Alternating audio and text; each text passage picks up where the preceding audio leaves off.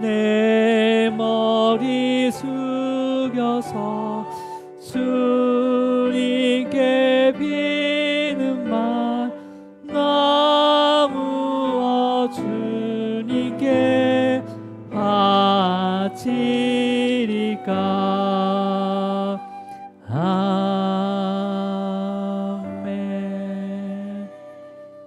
우리 하나님의 말씀 보도록 하겠습니다. 하나님의 말씀은 출애굽기 34장 35절 말씀을 함께 우리 합독하도록 하겠습니다. 출애굽기 34장 35절 말씀입니다. 함께 읽습니다. 시작. 이스라엘 자손이 모세의 얼굴에 광채를 보므로 모세가 여호와께 말하러 들어가기까지 다시 수건으로 자기 얼굴을 가렸더라. 아멘.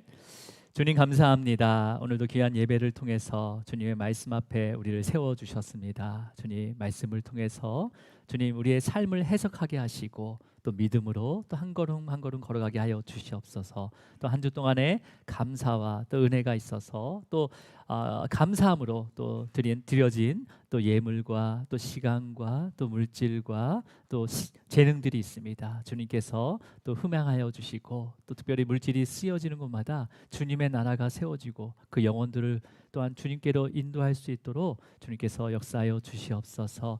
오늘도 이 예배를 통해서 또 하나님께서 또 역사하실 것들을 바라봅니다. 또 우리 삶 가운데 구석구석 조명하여 주셔서 우리가 깨닫지 못한 것들을 깨닫게 하시고 또 믿음을 또 자라게 하여 주시옵소서. 또 위로받을 자에게 또 위로가 있게 하시고 또 소망이 없는 자에게 소망을 갖게 하시고 기쁨과 감사가 늘 넘치는 우리 교회와 또 성도와 자녀 되기를 간절히 소망합니다. 주님께 모든 것 영광 올려드리며 예수 그리스도 이름으로 기도드립니다.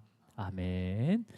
우리 인사 나누도록 하겠습니다. 주님으로 사랑하고 축복합니다. 네, 주님으로 사랑하고 축복합니다. 네, 주님으로 사랑하고 축복합니다. 네. 오늘은 모세의 얼굴의 광채라는 제목으로 두 번째 말씀을 함께 나누도록 하겠습니다.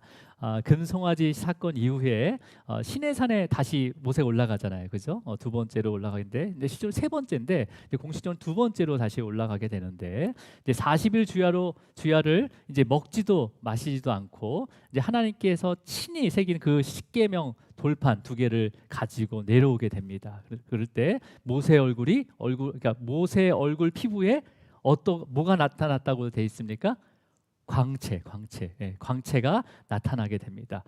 근데 하나님께서 이 광채를 첫 번째 올라갈 때도 주시고 뭐 두 번째 올라가실 때도 주시고 계속 주시면 좋을 텐데 왜 이번에만 광채를 모세에게 주셨을까요? 여러분 이 광채를 모세는 40일 동안 시내산 위에서 하나님과 대면했어요, 그죠? 그 영광의 하나님과 대면하면서 하나님의 그 영광의 빛을 받은 거예요, 그죠? 받아서 빛나는 것뿐만 아니라 우리가 지난주에 살펴봤지만 하나님의 그 가운데 하나님의 그 자비하심과 그 은혜와 그 다음에 노하기를 더디하시고 그 다음에 인애와 인자하시고 진실하신 하나님의 그 거룩한 성품을 경험했단 말이에요. 경험함으로 인해서 또 천대까지 은혜를 베푸시겠다라는 그 말씀 가운데 모세의 마음에 즐거움이 가득해진 거죠, 그렇죠? 그 마음에 즐거움이 가득하니까 자연스럽게 어떻게 나타나요? 우리의 얼굴에 빛으로 나타나는 거죠. 그래서 그 빛은요, 그 기쁨과 평안의 빛이었어요.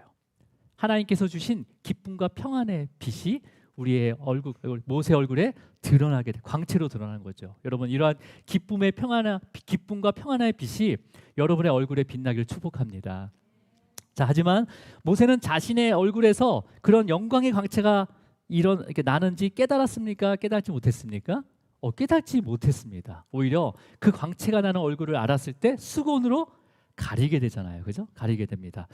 그래서 오늘은 이제 그 광채가 나는 모세의 광채가 나는 얼굴을 수건으로 왜 가렸는지, 그 이유와 그 다음에 광채를 주시는 다른 때는 안 주시고 왜 꼭 이번에 광채를 주셨는지, 왜 주셨는지에 대한 이유를 묵상하면서 오늘 이 말씀을 또 우리의 삶 가운데 어떻게 적용해야 되는지를 함께 상고하도록 하겠습니다. 우리 먼저 본문 30절을 한번 읽어볼게요. 30절입니다. 함께 읽습니다. 시작. 아론과 온 이스라엘 자손이 모세를 볼 때 모세의 얼굴 피부에 광채가 남을 보고 그에게 가까이 하기를 두려워하더니. 자, 그러니까 아론과 온 이스라엘 자손들이 모세가 내려오는데 모세의 얼굴 피부에 나는 그 광채를 보고 가까이 하기를 두려워하였다라고 이렇게 기록을 하고 있습니다. 아마 정말 그 광채가 세상에 볼 수 없는 광채였던 것 같아요. 그러니까 40일 동안이나 아무것도 먹지도 않고 마시지도 않았는데 얼굴에 진짜 그 광채가 난다는 것은 뭐 우리가 며칠만 먹어도 얼굴 완전히 그냥 삭잖아요, 그죠? 그냥 뭐 피골이 막 상접하고 막 뭐 진짜 이 사람이 해골인지 아닌지 이렇게 분간을 못하는데 광채가 났다는 거예요, 광채가. 그러니까 세상에 존재하지 않는 광채가 모세의 얼굴에서 나타나게 된 거죠, 그죠? 그러면서 가까이 하기에 두려워했다. 근데 왜 광채를 보고 왜 두려워했을까요? 그냥 뭐 기념사진이라도 같이 찍고 그래야 되는데, 그죠? 왜 두려워했을까요, 여러분? 이스라엘 그 아론과 그의 자손 이스라엘 자손들이요 모세의 얼굴 피부에서 나는 그 광채가 어떤 빛으로 생각했냐면 하나님께서 심판을 위해서 다시 모세를 통해 모세에게 임재한 그 진노의 빛으로 생각했다는 거예요. 진노의 빛으로. 그러니까 자신의 죄로 인해서 다시 징계를 받게 될 것을 두려워하면서 공포를 가졌다는 거예요. 그래서 두려워하다는 것은 그 원어적으로 공포를 느꼈다라고 이렇게 기록이 그 의미가 있는데, 그러니까 두려워했던 이유가 뭘까요? 두려워했던 이유. 여러분 이스라엘 백성들이 430년간 애굽에서 살았어요, 그렇죠? 거기서 가장 많이 경험한 게 뭐냐면 그 애굽 사람들이 우상이나 신전에다 이렇게 제물을 드리는 거였어요, 그렇죠? 근데 이 제물을 드리는 이유가 대부분이 뭐냐면 저주를 받지 않도록. 아니면 현재 내가 저주를 받았다고 생각한 사람들은 그 저주를 거두어 달라고 제물을 올렸단 말이에요. 우상이나 신전에다. 그러면 이게 딱 올렸으면 저주가 거두어져야 되는데 여전히 집에 저주가 어떤 그런 안 좋은 일이 있고 그다음에 막 힘든 일이 있어요. 그러면 또 가서 또 제물을 바치는 거예요. 그러면 이번에는 됐겠지 하고 돌아왔는데 또 불편한 거예요. 많이 어렵고 그다음에 힘든 거죠. 그러면 또 어떻게 합니까? 애굽에서는 또 제물을 가져와서 또 우상에다 바치는 거예요. 그러니까 애굽에서는요 우상이나 신전에 제물을 바쳤어도 저주가 풀리지 않으면 저주가 풀릴 때까지 제물을 바쳐야 되는 거예요. 끝이 없는 거예요. 끝이 없는 거예요. 근데 율법을 통해서 하나님께서는 딱 뭐에 대해서는 어떻게 드려라 딱 이렇게 정해 주셨잖아요, 그죠? 네. 그러니까 이런 문화 가운데 있었기 때문에 금송아지 사건에 대한 그 죄가 분명히 용서가 되었어요. 하나님께서 용서시켜 주셨어요, 그죠? 모세를 통해서 또 모세가 내 이름이 그 생명책에서 지어진 한이 있더라도 용서해 주세요 하면서 하나님께서 용서해 주셨단 말이에요. 근데 하나님의 그 진실하심과 인자심과 은혜와 그다음에 노함을 더디하시는 그러한 그 자비하심의 하나님의 그 성품을 알지 못했기 때문에 그 모세의 그 광채를 보고 하나님께서 다시 우리를 징계할 것이라 라는 그런 두려움 가운데 두려워했다는 거예요. 두려워했다는 거예요. 그러니까 모세는 자기 얼굴에서 광채가 나는지 모르잖아요. 근데 사람들이 막 공포에 질린 듯이 막 벌벌벌 뜨고 가까이 오지 못하는 걸 보고 얘네들이 뭘 잘못 먹었나? 아마 그렇게 생각했을 거예요. 자기 얼굴에서 그런 빛이 나오는지 모르고. 그래서 가까이 오라고 부르는 거죠. 우리 31절 읽어보겠습니다. 자, 31절 시작. 31절 시작. 모세가 그들을 부르매 아론과 회중의 모든 어른이 모세에게로 오고 모세가 그들과 말하니. 그러니까 부르는 거예요. 얘네 가까이 하지 못하니까 부른 거예요. 이 사람들하고 한번 와봐라. 불러서 그 회중의 모든 어른이들, 그 대표자들이 지도자들이죠.를 먼저 부르는 거죠. 그래서 모세에게 오게 한 다음에 모세가 그들과 말하니라고 이렇게 돼 있어요. 물론 오늘 본문에는요 어떤 말을 했는지 기록되어 있지는 않습니다. 하지만 우리가 추측할 수 있는 것은 모세가 지도자들을 불러서 니네가 왜 이렇게 공포스러워하냐 했으니까 당신의 얼굴에서 빛이 납니다 라고 말했을 거 아니에요. 그래서 이 빛이 어떤 빛인지 하면서 시내산에 올라가기 시작하면서부터 그 하나님과 대화한 이야기들을 하나하나 알려주면서 이스라엘 백성들의 죄를 다 용서하셨다. 언약도 벌써 이미 하나님께서는 우리가 깬 거지 하나님께서 깨신 게 아니다. 그러면서 하나님의 그 자비하심과 그 은혜와 그다음에 노하기를 더디하심과 그다음에 인애와 그다음 인자하심과 진실한 그 하나님의 성품을 내가 경험하게 됐어. 그리고 다시 언약을 맺어 주셨다라고 이야기했겠죠. 그렇게 그런 이제 대화를 했겠죠. 자, 우리 32절을 읽습니다. 32절 시작. 그 후에야 온 이스라엘 자손이 가까이 오는지라 모세가 여호와께서 시내산에서 자기에게 이르신 말씀을 다 그들에게 명령하고. 그러니까 그 후에야, 그러니까 그런 여러 가지 그 정황을 들은 다음에 가까이 오기 시작한 거죠. 자주 가까이요. 그러니까 그 빛이 진노의 심판의 빛이 아니라 바로 하나님의 그 영광의 빛. 뭐예요? 그 심판을 위한 하나님의 진노의 빛이 아니라 하나님께서 이제 이스라엘 백성들 안에 함께 다시 하겠다는 그 영광의 빛이구나라는 것을 알고 이제 이스라엘 백성들이 모세에게 다가오게 되는 거죠. 그리고 모세가 불러놓고 이제까지 그런 십계명, 자손들에게 다시 십계명과 규례와 그 다음에 그런 절기들을 지키도록 다시 명령을 하게 됩니다. 이 명령을 마친 후에 모세가 이제 어떻게 하는지 우리 33절을 읽도록 하겠습니다. 시작. 모세가 그들에게 말하기를 마치고 수건으로 자기 얼굴을 가렸더라. 예, 그런 하나님이 전하신 그 명령을 다시 우리가 잘 지켜야 된다라고 명령한 다음에 그 명령이 마친 그것을 말한 다음에 그 말을 마친 다음에 다시 뭘로 덮었다고 돼 있습니까? 예, 수건으로 자기 얼굴을 가렸더라. 예, 뭐 수건의 사이즈는 안 나오지 않습니다. 어쨌든 수건으로 얼굴을 가리게 됩니다. 예. 그렇다면 여러분 왜 자신의 얼굴을 수건으로 가렸을까요? 그 빛나는 광채에 이스라엘 백성들이 벌벌 떨면서 가까이 오지도 못했던 그 이스라엘 백성들의 그 모습을 보고 또 데려와서 지금 하나님의 이러한 은혜 가운데 우리가 다시 언약을 맺게 되었다, 회복되었다, 우리가 이제 함께 하실 거야 라고 하면서 얘기한 다음에 또 그 말씀을 마신 다음에 얼굴에 수건을 딱 덮었어요. 예. 여러분이 모세라면 이 상황에 어떻게 했을 것 같아요?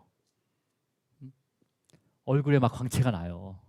그러면 더 많이 보여줘야 되는 거 아니에요? 되도록이면 저라면 아마 이 광채 나는 얼굴을 가리지 않고 이스라엘 백성들한테 다 보여준 다음에 또 옆에 있는 부족들한테 가가지고 또 얼굴 한번 보여주고 뭐 아멜렉한테 가서도 한번 보여주고 막 이렇게 자랑했을 거예요. 예. 하지만 모세는요 이스라엘 백성들에게 하나님의 말씀을 전할 때만 그 광채를 보이게 하고 그 외에는 수건을 가리게 됩니다. 여러분, 그러면 광채 모세의 얼굴 피부의 광채를 수건으로 가린 이유는 뭘까요? 두 가지 이유가 있는데 첫 번째가 뭐냐면 모세 자신의 그 얼굴에서 나오는 그 광채가 나의 것이 아니라는 거예요. 나의 것이 아니라는 것을 알았다는 거예요.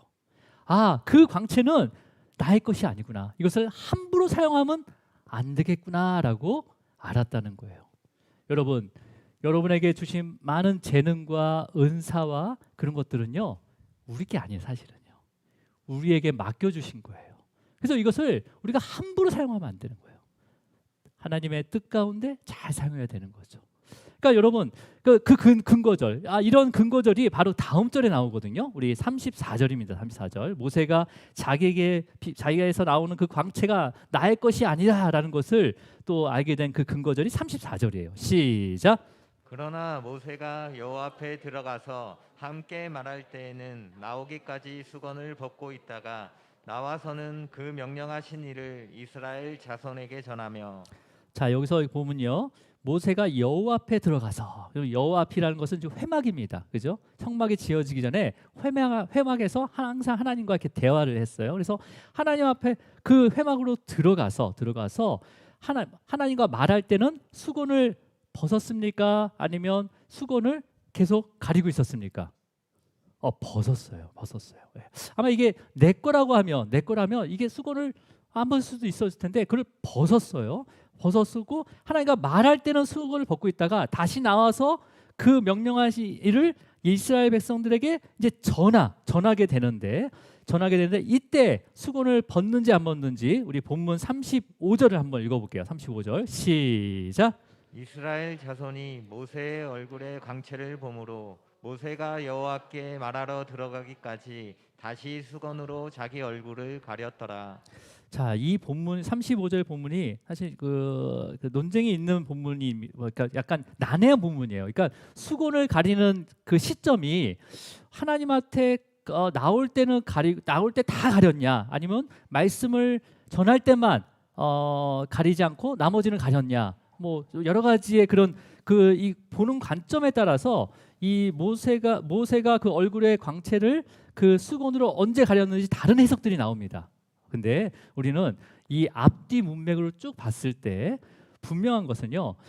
모세가 회막 안에서는 하나님의 말씀을 들을 때는 수건을 벗었습니다. 하나님 영광 가운데 거하게 되는 거고, 회막에 나와서는 이스라엘 백성들에게 하나님의 말씀을 전하는 동안만 수건을 벗고 있다가 그 말씀을 마치면 다시 수건을 쓰고 있다가 회막으로 다시 들어갈 때까지 이 수건으로 광채를 가렸다는 거예요. 그러니까 우리가 우리 본문을 읽을 때 이 본문이 되게 많이 묵상을 하는데, 이제 모세가 언제 수건을 가리고 언제 수건을 가리지 않는지 이런 것들에 대해서 별로 관심이 없게 봅니다. 보통 그런 생각하지 않고 대부분 모세가 자신의 광채를 수건으로 가려서 이스라엘 백성들을 보지 못하겠구나라는 정도만 우리가 그냥 묵상하고 싹 지나가요. 근데 분명한 것은 모세가 하나님의 말씀을 전할 때는 분명히 수건을 벗었다는 겁니다. 그리고 하나님의 말씀을 전하지 않을 때는 수건으로 가렸다는 거예요. 그러니까 여러분, 성경은요, 그러니까 모세의 얼굴의 광채가 언제까지 계속 유지되는지 기록되어 있지 않습니다. 여러분, 모세의 그 광채를 여러분 이렇게 가렸다고 했지만 이 광채가 언제까지 지속됐는지 성경에 나오지 않잖아요, 그죠? 예, 나오지가 않습니다. 하지만 성막이 완성된 후에 성소 위로 구름 기둥과 불 기둥이 옮겨졌을 때 모세의 얼굴의 광채가 사라졌을 것이다라고 추측을 합니다. 대부분 그 근거절이 출애굽기 40장 35절 말씀이에요. 우리 한번 함께 읽겠습니다. 40장 35절 말씀 함께 읽습니다. 시작. 모세가 회막에 들어갈 수 없었으니 이는 구름이 회막위를 덮이고 여호와의 영광이 성막에 충만함이었으며. 모세가 시내산에 내려와서 그 광채가 계속 유지할 수 있었던 것은 하나님과 늘 회막 안에서 하나님과 대화를 하고 만났기 때문이에요. 근데 성막이 완성된 후에는 모세가 회막에 들어갈 수 있었습니까? 없었습니까? 들어갈 수 없었다고 되어 있습니다. 그래서 이때부터 하나님의 영광의 빛을 받지 못했기 때문에 모세가 그 모세의 얼굴의 광채가 사라지게 됩니다. 사라지게 돼요. 근데 모세의 얼굴의 광채보다 사라지게 되지만 이 모세의 얼굴의 광채보다 더 영광스러운 하나님의 영광의 광채가 어디에 나타나느냐면 바로 하나님께서 늘 거하시는 성막에 충만하게 됩니다. 충만하게 돼요. 그래 뭐예요? 지금 그 영광의 빛이 모세를 통해서 이제는 어디로 옮기신 거예요? 성막으로 옮기신 거예요. 성막으로. 성막으로. 자, 여기서 보면 여러분 모세의 얼굴에 광채를 주신 이유가 여기서 찾을 수가 있어요. 이유를 찾을 수가 있어요. 첫 번째는 뭐냐면 여러분 지금 빛이 모세의 광채가 어디로 이동했습니까? 성막으로 충만케 되었대요. 하나님의 영광이 충만케 되었대요. 그러면 여러분 하나님께서 거하시는 그 성막을 이 모세의 광채를 통해서 하나님께서 거하게 되는 그 성막을 하나님의 말씀대로 100% 순종하면서 그대로 세우기 위해서 모세의 얼굴에 광채를 주신 거예요. 자, 여러분 성막을 건축하게 되잖아요. 시내산에서 성막의 설계도를 싹 받았어요. 이 설계대로 정말 똑같이 만들어야 되잖아요, 그죠? 그러면 목이 뻣뻣한 이스라엘 백성들이 얼마나 속이 썩이겠어요. 자신의 경험과 자기네 생각과 그런 여론들을 모아서 막 주장할 거 아니에요. 설계도가 나와 있는데 하나님의 말씀대로 정확하게 만들기가 아마 쉽지 않았을 거예요. 그런데 산 위에서 그 성막의 설계들을 받아온 그 모세가 하나님의 그 영광의 광채의 얼굴로 전하게 되잖아요. 이스라엘 백성들에게 전해. 성막은 이렇게 만들어라 하는데 확 얼굴이 화나고 있어요. 성막은 이렇게 만들어야 확 얼굴이 화나고 있어요. 그럼 어떻게 되는 거예요 지금? 100% 순종. 아무리 목이 뻣뻣하더라도 그 영광의 세상에 볼 수 없는 그 영광의 빛이 계속 뒤에서 나오고 있으니까 순종할 수밖에 없는 거죠. 순종할 수밖에 없는 거죠. 두 번째 이유는 뭐예요? 그 모세의 그 광채, 그 아름답고 영화로운 그 하나님의 광채를 이 목이 뻣뻣한 백성들이 보게 되잖아요. 그러면 마음에 어떤 마음이 있겠어요? 네, 감동이 오는 거죠. 이 빛 가운데 감동이 전해지는 거예요. 아, 하나님의 빛이 우리에게 임하겠구나. 하나님께서 어떤 걸 원하고 있는가. 계속 그것을 보게 되면서 마음이 감동이 되는 거죠. 그죠?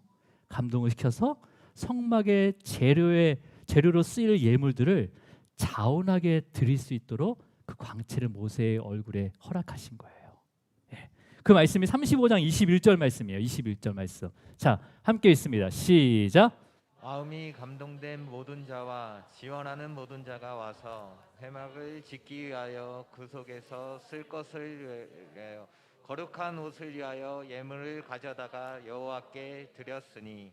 여러분, 모세가 광채가 없이 그냥 시내산에 내려와서 십계명을 딱 보여주고 이제 성막에 대한 설교들을 하나하나 알려줬을 때 그 중에 어떤 한 명이 이건 아닌 것 같은데 하면 다 아니라고 막 이렇게 해가지고 난리가 났겠죠. 그러면서 재물을 우리가 그걸 짓기 위해서는 재료가 필요한데 어떡합니까? 그러면서 이거 내 건데 어떡하지? 막 낼까 말까? 막 그런 마음이 있을 거 아니에요. 근데 그 광채 가운데 그 마음을 감동시켜 주시는 거죠.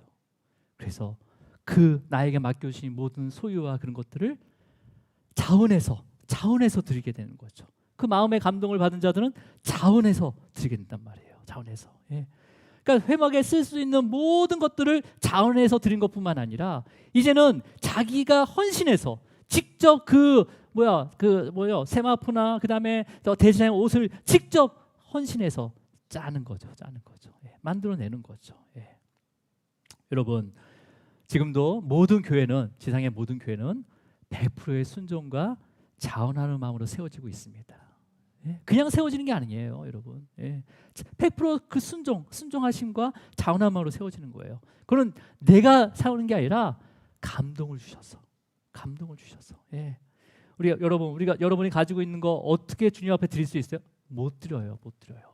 마음에 감동이 왔을 때, 마음의 성령께서 역사하실 때만이 드릴 수 있는 거예요. 예. 세상들은 이해하지 못하죠. 자, 쥐꼬리만큼 받았는데 이걸 어떻게 너 드릴 수 있어? 살 수 있어? 근데 마음의 감동을 받으면 드릴 수 있는 거예요. 예. 그것을 나 안에서 찾는 게 아니라 주님께서 감동케 하신다는 거죠. 예. 그러니까 여러분, 모세의 얼굴의 광채는요, 모세를 위한 것이 아니라 바로 하나님께서 이스라엘 지인 가운데 거하시는 그 성막을 세우기 위해서 주신 광채라는 거예요. 광채라는 거죠. 예. 여러분, 그래서 모세가 말씀을 전할 때를 제외하고 나머지 모든 시간을 그 수건으로 가린 이유, 두 번째 이유가 뭡니까? 두 번째 이유가 뭐예요? 두 번째 이유는 1400년 후에 1호부터 1400년 후에 이 구약의 율법에 능통한 그 사도 바울이요, 모세가 광채를 가린 이유에 대해서 고린도 교회로 보내는 편지를 통해서 알려주고 있습니다. 예. 오늘 고린도 후서 3장 13절 말씀이에요. 3장 13절 우리 함께 읽도록 하겠습니다. 3장 13절. 자, 함께 읽습니다. 시작.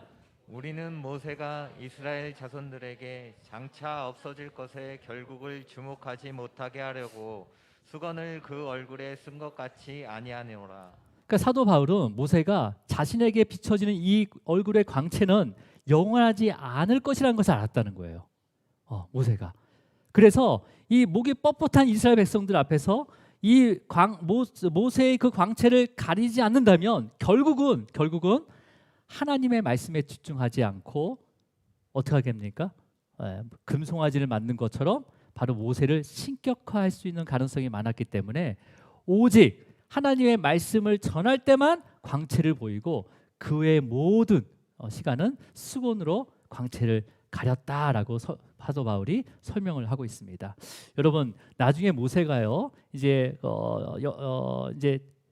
어디요? 요단강을 건너기 전에, 이제 그 예루살렘에 들어가기 전에, 약속의 땅에 들어가기 전에 이제 죽게 됩니다. 그래서 자기가 죽게 되면 자기의 무덤을 만들지 말라고 합니다. 무덤을 만들지 말라고 해요.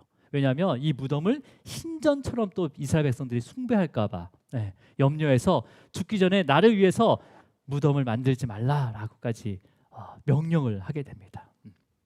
여러분, 카톨릭이 왜 문제가 되냐면요. 카톨릭은 어디죠? 카톨릭 그곳에 그 성화를 놔서, 그러니까 그림을 그려놓습니다. 왜냐하면 그 당시에는 글씨를 잘 몰랐기 때문에 그림을 통해서 그런 어떤 하나님의 일들을 이렇게 쫙 이렇게 게시해놨어요. 근데 이것이 숭배의 대상이 되어버립니다. 그래서 이 그림을 보고 숭배하는 거예요. 그래서 칼빈과 루터가 이 종교개혁을 하면서 이 모든 그 그림을 다 띄어냅니다. 그리고 조각된 그 그림까지 다 긁어서, 여러분 이제 유럽에 가시면 개혁주의 교회, 그러니까 천주교 성당이었는데 개혁주의 교회로 바뀐 데를 보면요, 그대로 남겨져 있어요. 그러니까 벽이 다 긁어져 있어요. 그래서 성화들을 다 긁어낸 거죠. 또 이 카톨릭은 어떤 일까지 하냐면 교황을 숭배하게 만듭니다. 그래서 카톨릭을 이단의 앞잡이라고도 얘기를 하고 있습니다. 그러니까 여러분, 그러니까 뭐든지 우리 인간은요, 뭐든지 뭘 이렇게 숭배하려고 하는 거죠. 그래서 그 모든 광채를 모세는 가리게 된 거예요. 가리게 된 거죠. 오직 뭐에만 집중할 수 있도록, 하나님의 말씀에만 집중할 수 있도록 그 광채를 말씀을 할 때만, 전할 때만 광채를 보이게 하고 나머지는 다 가리게 됩니다. 자, 여러분, 근데요, 오늘 읽은 지금 고린도후서 3장 13절의 말씀을 우리가 보면요, 이 전체적인 의미는요, 어떤 의미냐면 맨 앞에 우리는이라고 있어요. 우리는. 그리고 맨 마지막에 아니하노라라고 돼 있습니다. 예, 보셨습니까? 보면 이게 어떤 의미냐면, 우리는 모세의 얼굴에 그 나타난 광채를 수건으로 가리는 것처럼, 수건을 얼굴에 쓴 것 같이 아니하노라라고 돼 있어요. 뭐예요? 우리는 수건을 거둔다는 거잖아요. 그죠? 그렇게 강조하고 있거든요. 여러분, 이 말씀은요, 이 고린도 교회뿐만 아니라 각 시대마다 이 말씀을 읽는 모든 교회와 성도들에게 그 모세의 얼굴의 그 광채를 가리는 수건이 무엇인지를 지금 하나하나 이제 사도 바울이 가르쳐 주는 거거든요. 우리가 이것을 알아야 되는 겁니다. 자, 여러분, 그럼 뭐라고 지금 여기서 본문에 보면, 모세가 이스라엘 자손에게 장차 없어질 것에 결국을 주목하지 못하게 하려고라는 것은 뭐냐면, 모세의 얼굴의 광채는 사라지는 빛이지만 현재 비춰지고 있는 이 빛은 영원한 빛이다라는 거예요. 영원한 빛이다. 영원한 빛인데, 이 빛이 어떤 빛이냐? 바로 이 광채, 모세의 광채의 본체이신 바로 예수 그리스도의 복음의 빛이다라는 것을 사도 바울이 강조하고 있는 거예요. 자, 그렇다면 여러분, 우리 고린도후서 3장 14절을 읽어볼게요. 14절. 자, 함께 있습니다. 시작. 그러나 그들의 마음이 완고하여 오늘까지도 구약을 읽을 때에 그 수건이 벗겨지지 아니하고 있으니 그 수건은 그리스도 안에서 없어질 것이라. 그래서 사도 바울은요, 그 구약을 읽을 때 그 수건이 벗겨지지 아니하였다고요. 아직도 그 수건이 가려져 있다는 거예요. 그 빛을 그 모세의 그 광채를 떠나서 그건 사라졌지만은 이제는 복음의 빛이 임하였는데도 불구하고 그 수건으로 가렸다는 거죠. 그럼 그 수건의 실체는 뭐예요? 우리의 그런 복음의 빛을 가리고 있는 그 수건의 실체는 뭐예요? 그러나 그들의 마음이 완고하여라고 되어 있습니다. 완고한 마음을 나타냅니다. 지금도 그 완고한 마음이 그 복음의 빛을 가리고 있다는 거예요. 여러분, 여기서 완고하다라는 것은요, 뭐 이렇게 막 그러니까 딱딱한 마음인데 굉장히 거칠고 굳어지고 어두운 마음을 나타냅니다. 어두운 마음을 나타내는 거예요. 자, 그렇다면 여러분, 그러니까 모세는 사도 바울은 이 모세 얼굴의 광채를 가린 그 수건을 뭘로 비유한 거예요? 율법에 얽매여 있는 완전 어둡고 거치고 딱딱한 마음을 수건으로 비유하고 있는 거예요. 또 복음에 대한 무지함을 이 수건으로 비유하고 있습니다.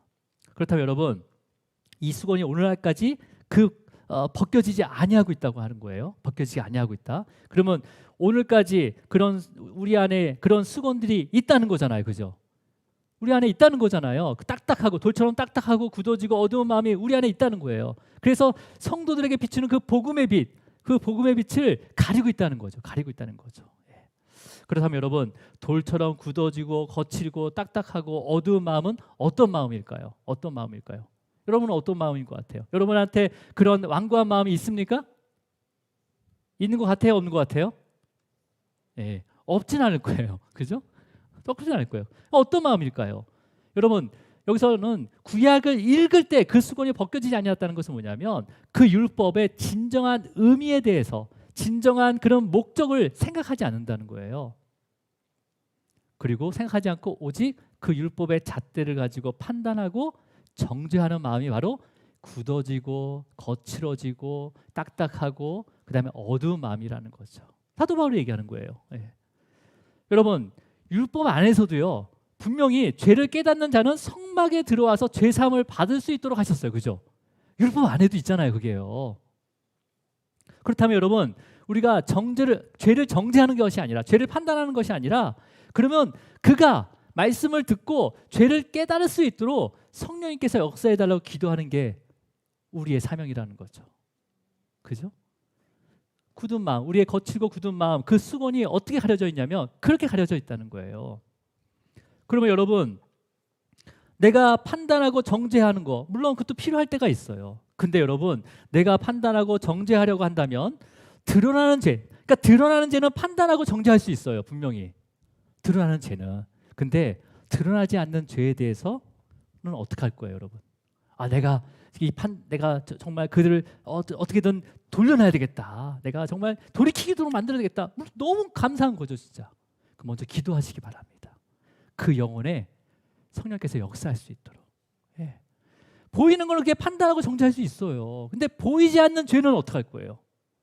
그럼 오직 성령님께서 깨닫게 하셔야 되는 거예요. 이런 마음들이 있냐는 거죠, 우리에게. 그 복음의 빛을 가리고 있는 거예요. 가리고 있는 거예요. 예. 또 뭐예요?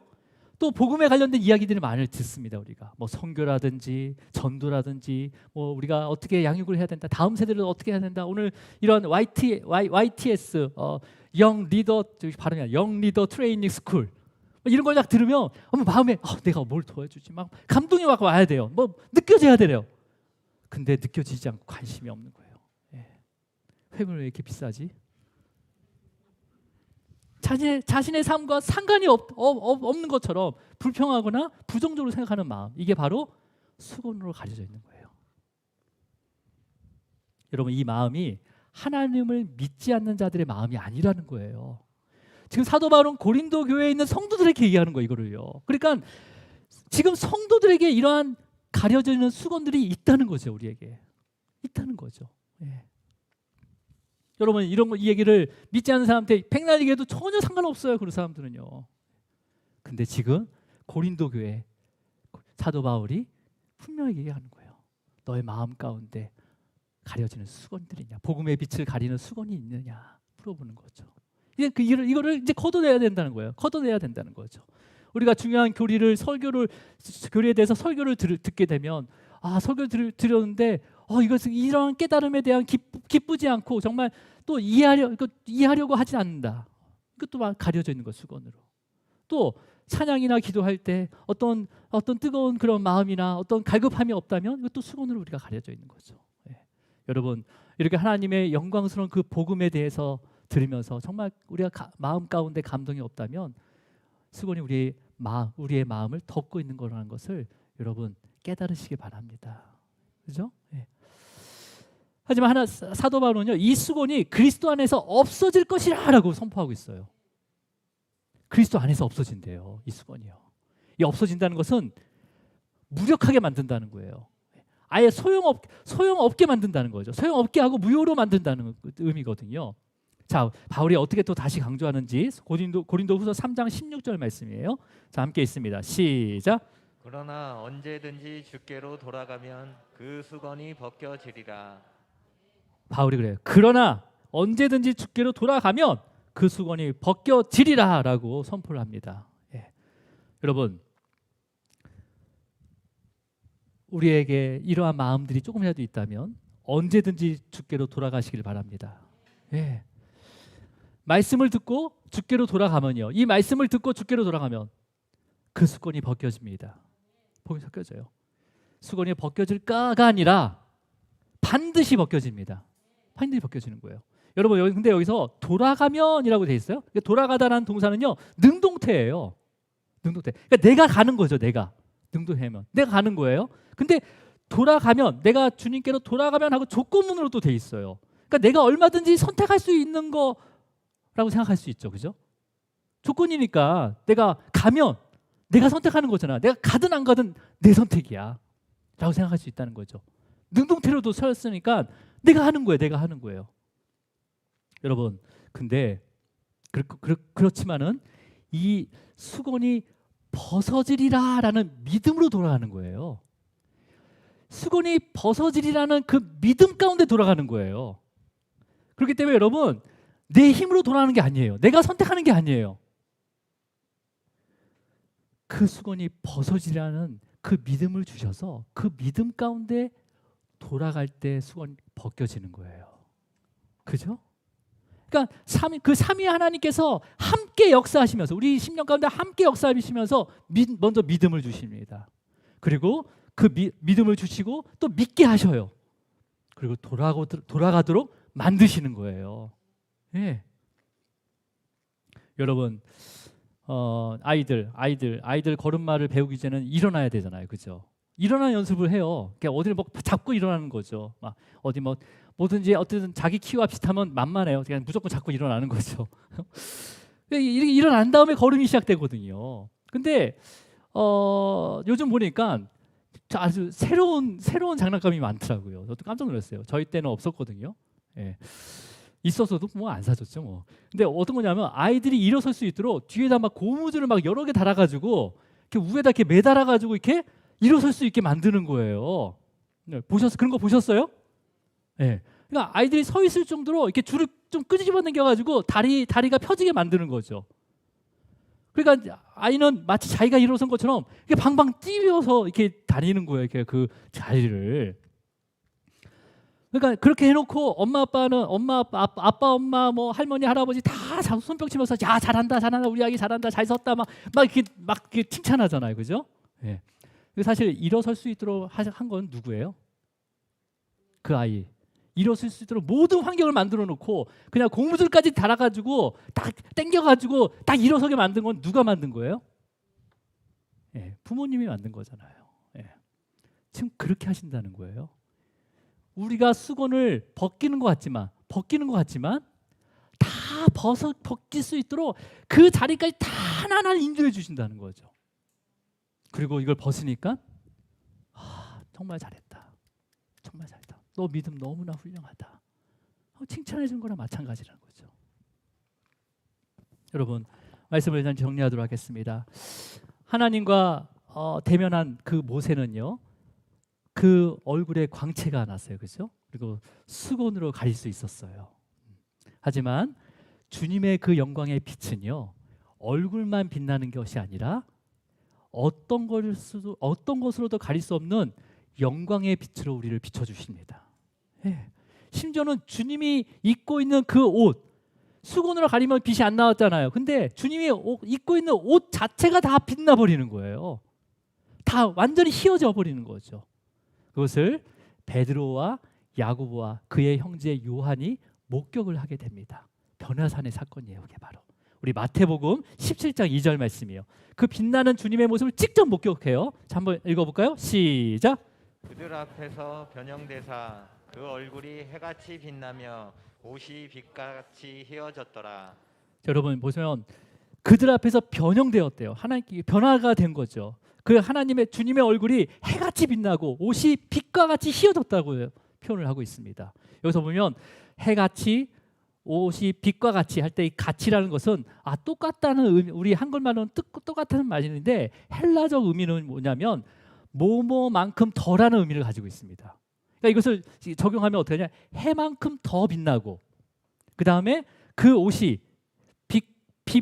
빛만큼 더 휘어졌다라고 한 차원 더 높은 의미를 얘기하고 있는 거예요. 그게 뭐예요? 우리가 상상하는 그 빛나는 빛, 우리가 상상을 초월하는 빛이 우리에게 비춰지고 있다는 거죠. 그죠? 여러분 이 요한 사도가 나중에 그 주님의 영광의 빛을 다시 한번 보게 됩니다. 다시 한번 보게 되는데 언제 보게 되냐면 이 요한 사도가 마지막에 유배를 가요. 유배를 가면 어디로 갑니까? 반모섬으로 유배를 가게 됩니다. 그 반모섬에서 환상 가운데 주님을 다시 보게 되는데, 자, 그 말씀이 요한계시록 1장 16절 말씀이에요. 자, 함께 있습니다. 시작. 그의 오른손에 7별이 있고 그의 입에서 좌우에 날성검이 나오고 그 얼굴은 해가 힘있게 비치는 것 같더라. 예수님의 그 얼굴이 해가 힘있게 비치는 것 같더라라고 표현하고 있어요. 여러분, 그러니까 해가 그냥 비쳐도 바라볼 수 없습니다. 우리는, 그죠? 해가 그냥 비쳐도 바라볼 수 없잖아요. 근데 여기서 표현을 어떻게 합니까? 해가 힘있게 비쳤대요. 힘있게. 해가 힘있게 비치면 어떻게 됩니까? 우린 다 죽어요. 그죠? 그러니까 주님의 그 영광의 빛은요, 도저히 바라볼 수 없다는 거죠, 우리가. 네. 어떤 것으로도 가릴 수 없는 빛이 바로 주님의 빛이라는 거예요. 빛이라는 거예요. 여러분, 요한 사도는요, 마지막 그 영광의 빛을 바라보면서 죽어야지 나올 수밖에 없는 그 반모섬 감옥에서도 그 마음이요, 굳어지거나 어두워지지 않고 거칠어지지 않고 하나님이 주신 그 계시록의 말씀을 하나하나 기록하게 됩니다. 그 빛을 바라보면서, 예. 그 어두운 죽어야지 나올 수밖에 없는 그 반모섬 속에서 하나하나 하나님의 말씀을, 계시의 말씀을 기록을 합니다. 그게 요한계시록이에요. 그 말씀을 핍박당하고 있는 그 아시아의 교회에게 전하게 됩니다. 예. 그리고 마지막, 누구도 가족도 없었어요. 그 반모섬은 죽어야지 나오는 거예요. 그래서 혼자 외롭게 감옥에서 죽게 됩니다.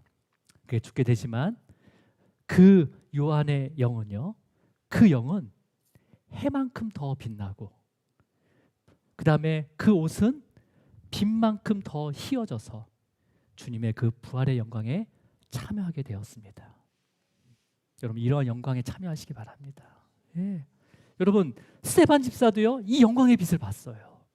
스데반 집사도요, 돌에 맞아 죽어가는 그 고통 가운데서도 자신을 핍박하는 그 영혼들을 위해서 기도할 수 있는 이유가 무엇입니까? 바로 하늘 보좌에 있는 그 예수 그리스도의 그 빛을 봤기 때문에, 영광의 빛을 봤기 때문에 그 일들을 감당할 수 있었어요.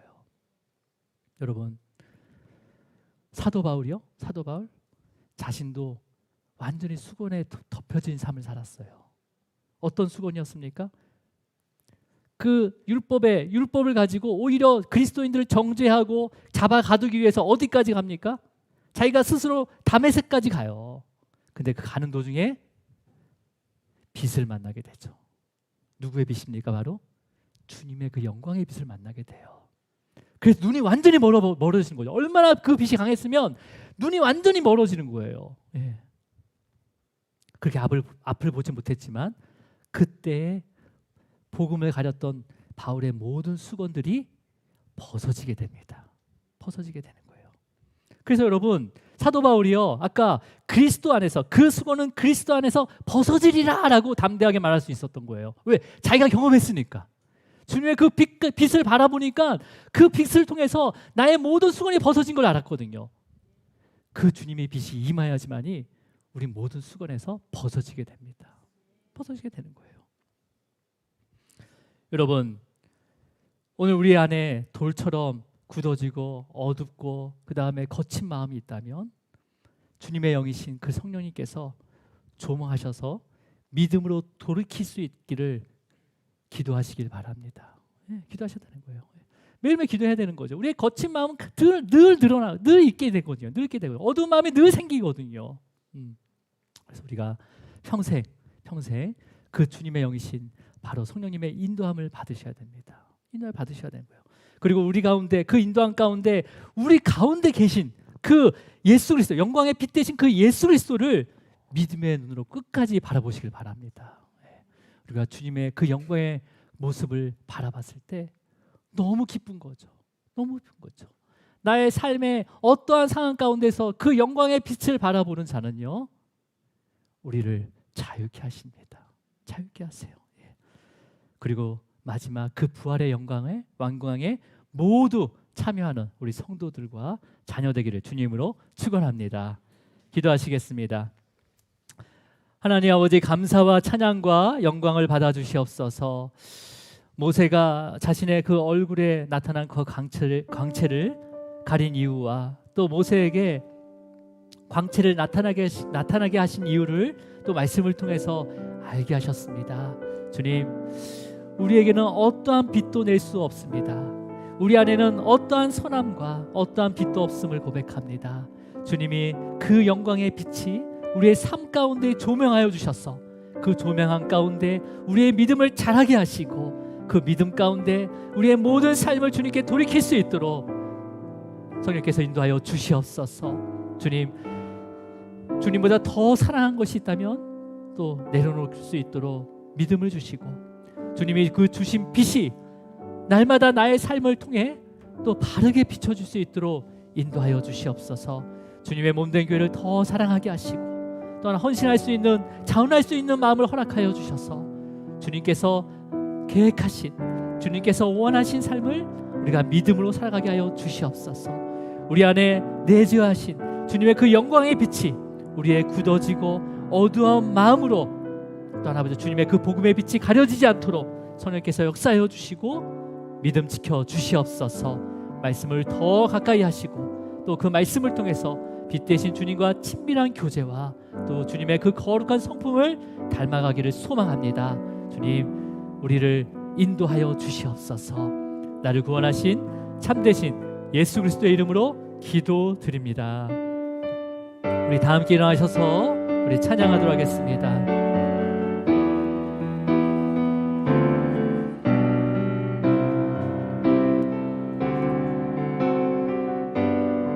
내 눈에 주의 영광, 내 눈 주의 영광을